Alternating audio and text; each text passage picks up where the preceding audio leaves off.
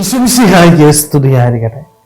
വിശുദ്ധ യോഹന്നാൻ അറിയിച്ച സുവിശേഷം 1-ാം അധ്യായം 36-ാം വാക്യം. ഇതാ ദൈവത്തിന്റെ കുഞ്ഞാട്.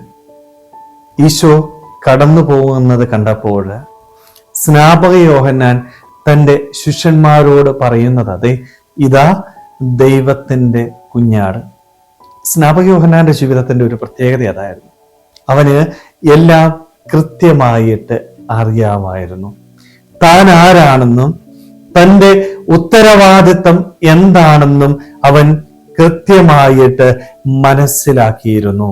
ഈശോയ്ക്ക് വഴിയൊരുക്കാനായിട്ട് വന്നവനാ സ്നാപക യോഹന്നാൻ. അവന്റെ ജീവിതത്തില് അവനെ ഏൽപ്പിച്ച ഉത്തരവാദിത്തം ഏറ്റവും ഭംഗിയോടുകൂടി അവൻ നിർവഹിക്കുന്നുണ്ട്. അതേപോലെ ഈശോ ആരാണെന്നും ഈശോയുടെ പക്കലേക്ക് മറ്റുള്ളവരെ നയിക്കാനായിട്ടും സ്നാപക യോഹന്നാൻ തയ്യാറായി. അതുകൊണ്ടാണ് സ്നാപക യോഹന്നാൻ പറയുന്നുണ്ടല്ലേ, അവൻ വളരുകയും ഞാൻ കുറയുകയും വേണം.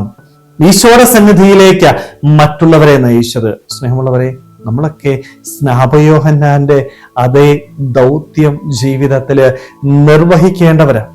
മറ്റുള്ളവരെ ദൈവസന്നിധിയിലേക്ക് നയിക്കാനായിട്ട് നമുക്ക് സാധിക്കണം. അതിന് ഞാൻ എന്താ ചെയ്യേണ്ടത്? ഈ ദൈവം ആരാണ് എന്ന് തിരിച്ചറിയാനായിട്ട് വരണം.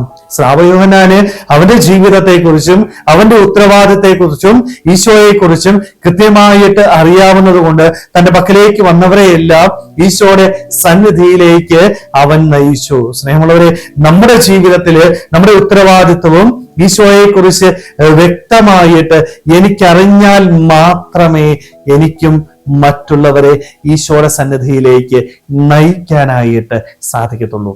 ഇന്നൊക്കെ നമ്മൾ എന്താ ചെയ്യുന്നത്?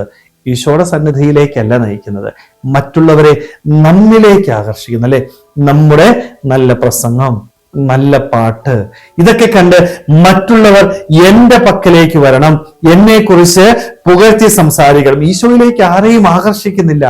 വ്യക്തിപരമായിട്ട് നമ്മുടെ കഴിവുകൾ കാണിച്ച് നമ്മിലേക്ക് തന്നെ മറ്റുള്ളവരെ ആകർഷിക്കുന്ന വ്യക്തികളായിട്ട് നമ്മൾ മാറി. കാരണം നമ്മൾ ഏറ്റവും കൂടുതൽ സ്നേഹിക്കുന്നത് നമ്മളെ തന്നെയാണ്. മറ്റുള്ളവരിൽ നിന്ന് പേരും പ്രശസ്തിയും ബഹുമാനവും ഒക്കെ എനിക്ക് കിട്ടണം. അതുകൊണ്ട് മറ്റുള്ളവരെ നമ്മിലേക്ക്, നമ്മുടെ കഴിവുകളിലേക്ക് നമ്മൾ ആശ്രയിച്ചുകൊണ്ടിരിക്കുക, അത് ഇങ്ങോട്ട് ആകർഷിക്കുകയാണ്. സ്നേഹമുള്ളവരെ, അതല്ല നമ്മുടെ ഉത്തരവാദിത്തം. നമ്മുടെ ജീവിതത്തിന്റെ യഥാർത്ഥ ലക്ഷ്യം നമുക്ക് തിരിച്ചറിയാം. സ്നാപക യോഹന്നാനെ പോലെ ഈശോയെ തിരിച്ചറിയാനായിട്ട്, ഈശോയെ മനസ്സിലാക്കിക്കൊണ്ട് മറ്റുള്ളവരെ ഈശോയുടെ സന്നിധിയിലേക്ക് നയിക്കാനായിട്ട്, ഈശോയെ മറ്റുള്ളവർക്ക് പങ്കുവെച്ചു കൊടുക്കാനായിട്ട് നമുക്ക് ഓരോരുത്തർക്കും ആത്മാർത്ഥമായിട്ട് ആഗ്രഹിക്കുമ്പോൾ ശ്രമിക്കാം. ദൈവം നമ്മളെല്ലാവരെയും സമൃദ്ധമായിട്ട് അനുഗ്രഹിക്കട്ടെ. ആമേൻ.